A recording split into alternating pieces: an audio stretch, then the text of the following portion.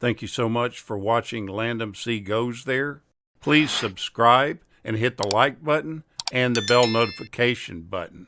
Perry Mason is an American legal drama series that was broadcast on CBS from September of 1957 to May of 1966. The title character portrayed by Raymond Burr is a Los Angeles criminal defense lawyer that never loses. It was one of Hollywood's first weekly one-hour series that was filmed for television, and it remains one of the longest-running and most successful legal-themed television series ever. It is aired in syndication in the United States and internationally ever since its cancellation. Raymond Burr is essential for this show's success, and one of the reasons he was so successful at it is that he became that character. He took acting very seriously, whether he was playing Perry Mason or his role in Ironside. Everyone that was around him during the production of the series said he became the character, but later on he somewhat resented that fact, especially when people called him Perry Mason and not Raymond Burr. Still, Burr was always proud of the work he did on screen. He felt that his profession was an honorable one. He thought that to be a good actor makes you knowledgeable about many things, and that you have to learn a lot about human nature to be a good one. Burr said that finding time to do things and running out of it was his biggest problem during production. Burr probably watched the clock more times during the run of Perry Mason than he did any other project in his career. Time was of the essence for him on a daily basis. When he decided to jump headfirst into this series, many people warned him about how consuming TV production could be. And many people still had a lot of doubts about the industry altogether. According to a 1958 interview with the Clarion Ledger, many people had told him that acting was a business and to hell with art. Burr kind of took their advice and started to approach acting with a business mentality. His approach paid off for him, as Perry Mason gathered a lot of success. This approach left Burr with too much to do and very little time to get it done in. Burr has stated many times that he would do as much work that most actors did in 1 year each month. Season 2 started with already 17 episodes filmed, but Burr would have to work overtime in order to finish the rest of the season on time. He found that it was just about impossible for one man to shoot an hour-long show week after week. Season 2 had a total of 30 episodes, way too many for one person to handle. The series would shoot 6 days a week, and Burr also spent most of his weeknights in his dressing room at 20th Century Fox, where he would either catch up on work or avoid the 50-mile trek back to his home. He found out the hard way that he had to really budget his time carefully.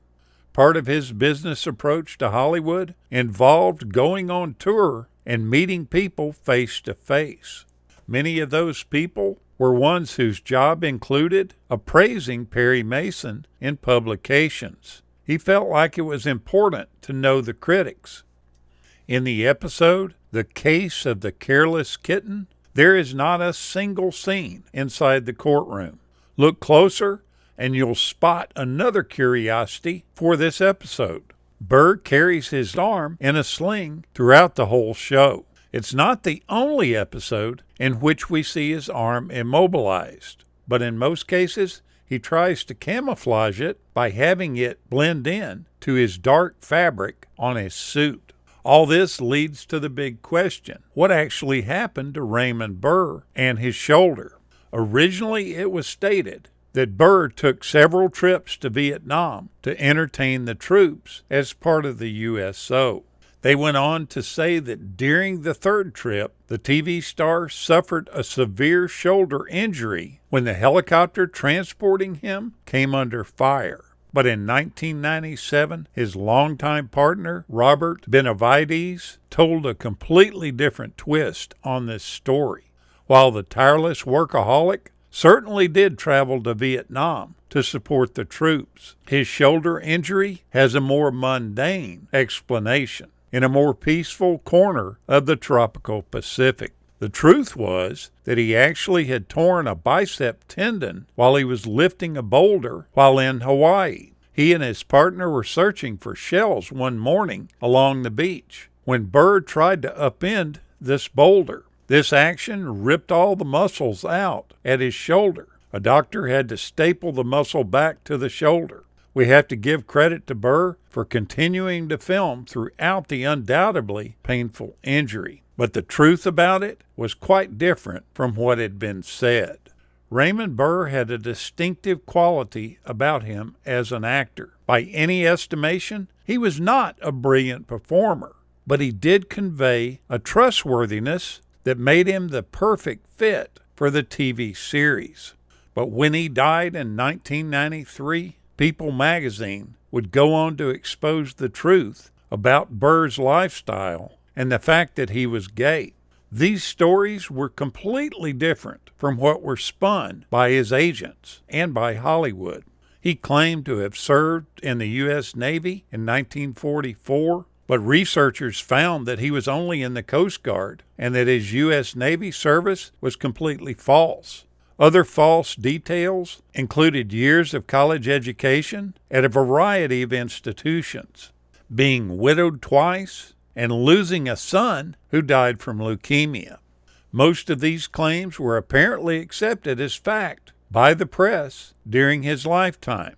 Burr reportedly was married at the beginning of the Second World War to an actress named Annette Sutherland, who he said was killed in the same 1943 plane crash that claimed the life of actor Leslie Howard. However, multiple sources have reported that no one by that name appears on the passenger manifest list for the flight. Supposedly a son born during that marriage was to have died from leukemia in 1953 at the age of 10. Yet no evidence exists for any of the marriages that he says he was in, nor his son's birth. Raymond Burr had the amazing ability to mythologize himself, and some of the stories about his past tended to grow as time went on. Nevertheless, he does an excellent job on TV, and we still love to watch him. I've got a close friend that starts every day out by watching an episode of Perry Mason. Look back on an episode. You'll thoroughly enjoy it. Thank you so much for watching, and we'll continue to chase the classics.